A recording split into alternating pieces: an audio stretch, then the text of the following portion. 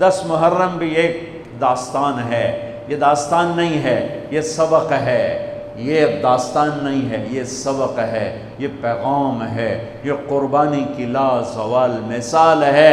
لوگ شہید ہو کے عزت پاتے ہیں، اور میں کہتا ہوں حسین نے شہادت کو عزت عطا کر دی۔ لوگ شہید ہو کر عزت کا تاج سر پہ سجاتے ہیں، لیکن حسین نے شہید ہو کر شہادت کے سر پہ عزت کا تاج سجا دیا۔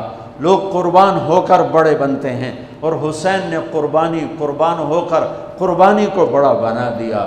لوگ اللہ کے نام پہ لٹ کر پٹ کر مٹ کر وہ کامیابی کے ترانے، کامیابی کے زینے طے کرتے ہیں، اور حسین نے لٹ کر پٹ کر مٹ کر اور اپنے آپ کو فنا کر کے کامیابی کو عزت کا مفہوم پہنا دیا، عزت کا لباس پہنا دیا۔ اس لیے تو میں اپنی طرف سے لفاظی نہیں کر رہا ہوں، میرے نبی نے کہا جنت کے سردار ہیں حسن اور حسین۔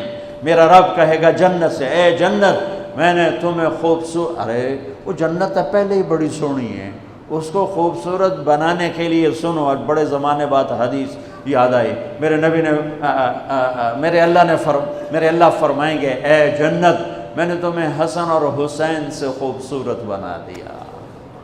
شہادت کو حسین نے خوبصورت بنایا، قربانی کو آل رسول نے خوبصورت بنایا، کامیابی کو آل رسول نے مفہوم پہنایا، اللہ کے نام پر مر مٹنے کے لازوال معنی سمجھائے، اللہ کو پا لینے کے لیے کیا کہاں تک جایا جا سکتا ہے کر کے دکھایا، اللہ کو پا کر سب کچھ کھو کر کیا کیا جا سکتا ہے، کربلا وہ پیغام ہے۔ یہ صرف 10 دن کے لیے رونے دھونے کا پیغام، بے شک حسین کے لیے رونا بھی سنت۔ ہر شے کو بدعت نہ بناؤ۔ پانی دینا۔ ام سلمہ سے آپ نے فرمایا ام سلمہ آج ایک فرشتہ ملنے آ رہا ہے، بہت خاص، کسی کو اندر نہیں آنے دینا۔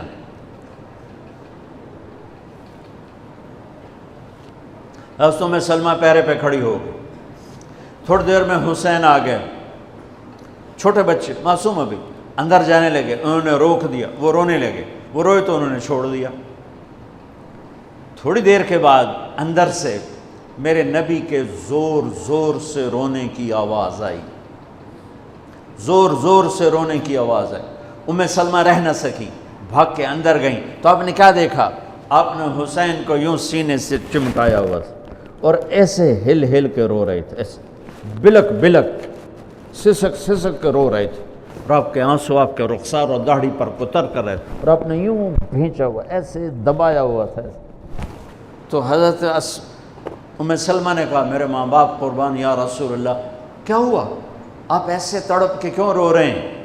تو آپ نے روتی آواز میں کہا، بہتے آنسوؤں کے ساتھ، کپ کپاتے بدن کے ساتھ، کہ ام سلمہ یہ فرشتہ جو مجھے ملنے آیا تھا یہ میرے بچے کو دیکھ کر کہہ رہا ہے کہ آپ کی امت اس بچے کو قتل کر دے گی، اور جہاں اس کا خون گرے گا وہ مٹی مجھے دکھائی ہے اس نے، کہ میں اس لیے اس پہ رو رہا ہوں۔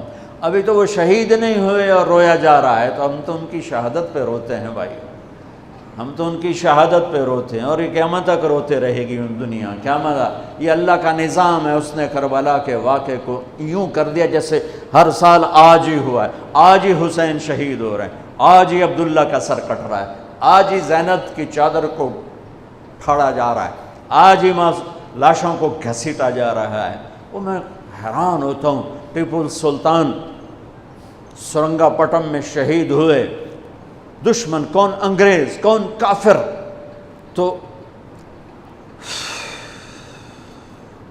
تو برطانوی لشکر نے ان کو توپوں کی سلامی دے کر دفن کیا، اور عزت و احترام کے ساتھ دفن کیا، اور میرے نبی کے نواسے کی لاش کو ان کم بختوں نے کفن بھی نہ پہنانے دیا، جنازہ بھی نہ پڑھنے دیا، دفن بھی نہیں کرنے دیا۔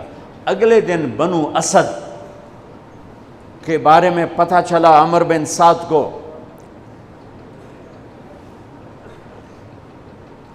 تو راتوں کہ وہ ان کو دفنانے والے ہیں، تو راتوں رات ان کو بغیر جنازوں کے مٹی میں دبا دیا اور اوپر پانی چھوڑ دیا کہ کوئی پتہ ہی نہ چلے حسین کی لاش۔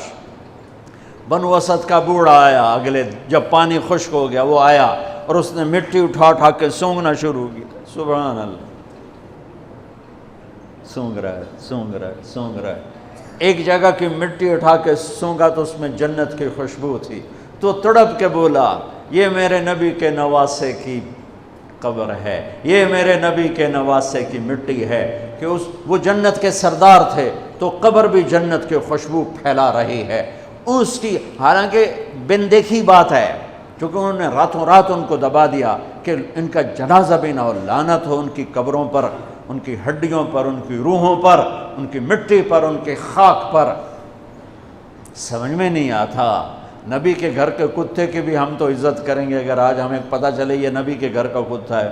ان کم بختوں کے سامنے نبی کے نواسے کھڑے تھے، نبی کی نواسیاں تھیں اور نبی کی اولاد تھی، اور ان کے دل ایسے پتھر، آنکھیں ایسی اندھی، کان ایسے بہرے کہ انہیں ایسے تلوار چلائی جیسے سامنے کوئی رومی لشکر کھڑا ہو، یا جیسے سامنے کوئی فارسی لشکر کھڑا ہو۔